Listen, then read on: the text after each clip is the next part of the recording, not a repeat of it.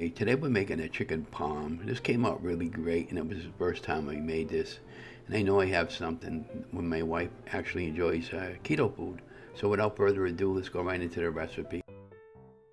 For this, you'll need some type of breadcrumb. Today we use a pork rind breadcrumb, and I have the link below to show more.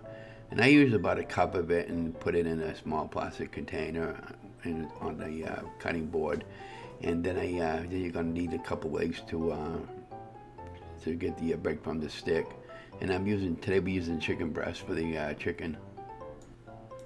And for the Parmesan cheese, I'm using the stuff in the green can. You know what kind I'm talking about, right, guys? So I just kind of like eyeball everything, and I put about maybe a half a cup, and then I just kind of mixed it up with a spoon, and then I started doing my egg wash. And I took 2 eggs, and then I whisked them, and yeah. And then of course now when we come up to the pot for the chicken, I ended up taking a couple of chicken breasts and I filleted them, and then I patted them dry and cut off all the bad part on the chicken, which was really the skin part. And I'm trying to eat really healthy, guys, so I'm trying to important for me to lose weight, and I would encourage you to try to do the same. Over here I have the paper towel. I'm always patting my meat dry, and then I ended up putting on a pair of rubber gloves here because I don't want to get him and eat the food.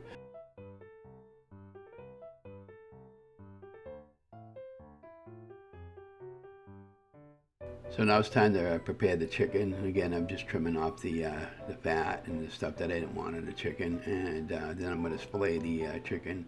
One of the chickens was really thin, and I really didn't really need to fillet it, but I ended up getting a couple small pieces out of it.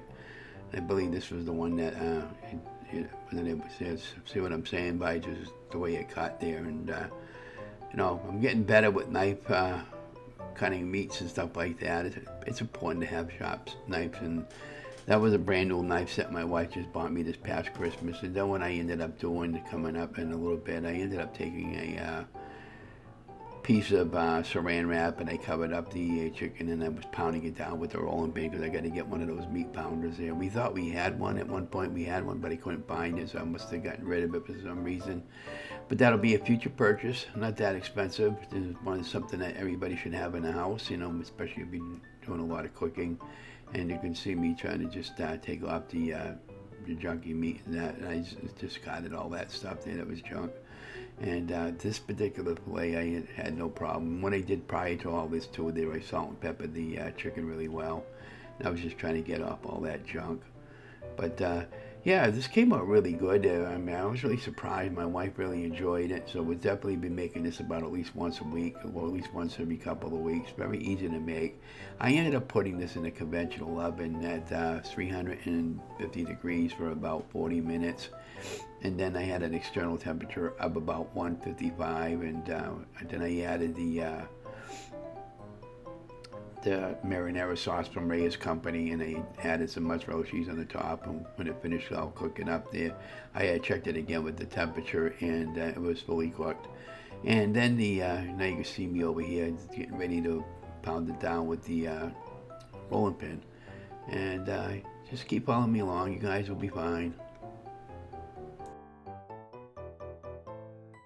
Okay, so now it's time for our egg wash. I just put the chicken into the egg bath, and then I just coated them really well with the pork rind breadcrumbs, and put it on the sheeting pan. And once I had them all fully coated, I popped it into a 350 degree oven for 40 minutes, or until the chicken reached an external temperature of about 165.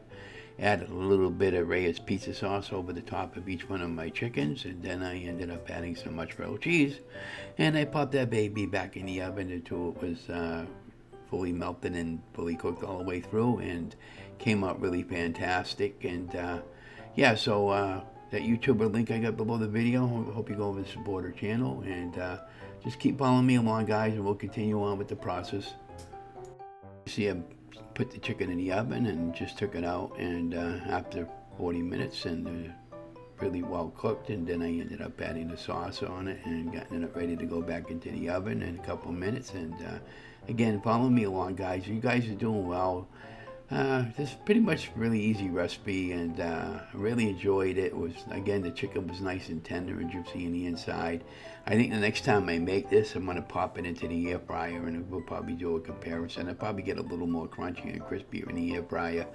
But if you leave it in the air fryer for too long, it has a tendency to dry out the meat, I've been noticing. But I really enjoy doing these recipes for you guys, and take a lot of pride and dedication in what I'm doing. Again, I'm filming by myself, but it's really hard, so I just do the best I can.